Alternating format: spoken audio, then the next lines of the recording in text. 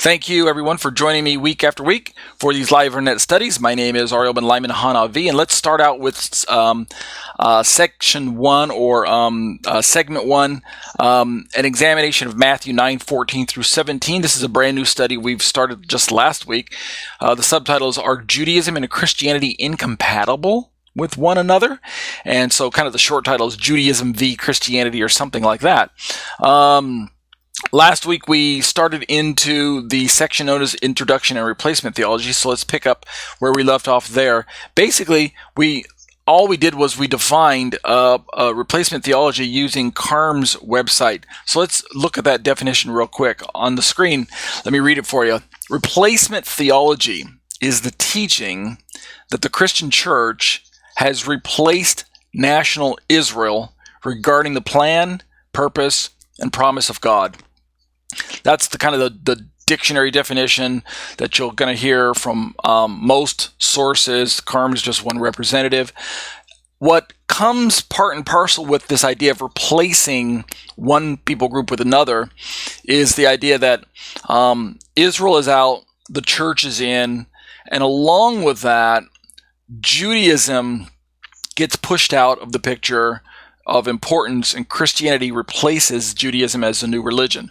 And of course, along with that, Torah keeping is out, or Mosaic law is out, and what replaces it is New Testament or apostolic writings or the gospel stories and things like that. So all of that kind of fits in together with the same discussion when we talk about replacement theology. And so those are the issues that we're going to be discussing. It's not just talking about has the church replaced Israel, but the study is going to entertain the idea of one religion replacing another, one set of scriptures replacing another, promises being swapped out, and things like that. So all of that kind of goes together.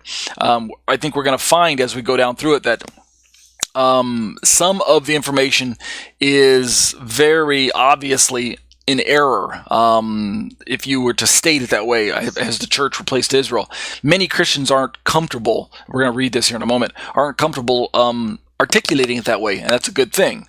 However, practically speaking, if you ask your average garden variety Christian, are you open to keeping the law of Moses? Is it something that you think you should still be doing?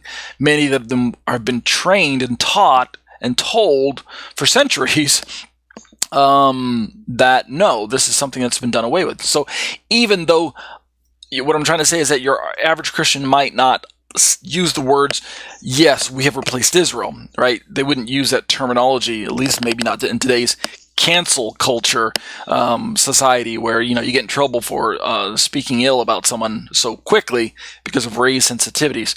Everybody's in a state of woke these days, right?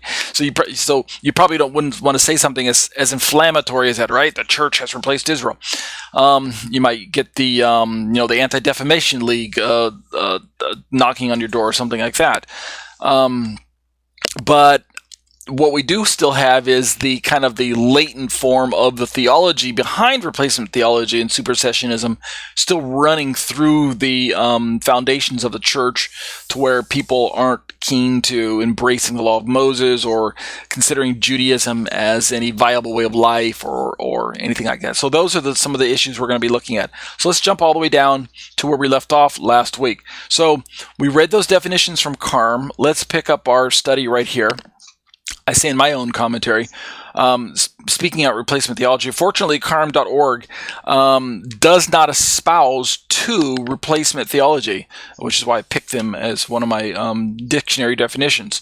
And so in the same article that I just quoted earlier, which we looked at last week, go back and listen to episode number 169, they go on to explain the errors of replacement theology. And as I mentioned, it's not a theology that someone in the church is going to openly embrace.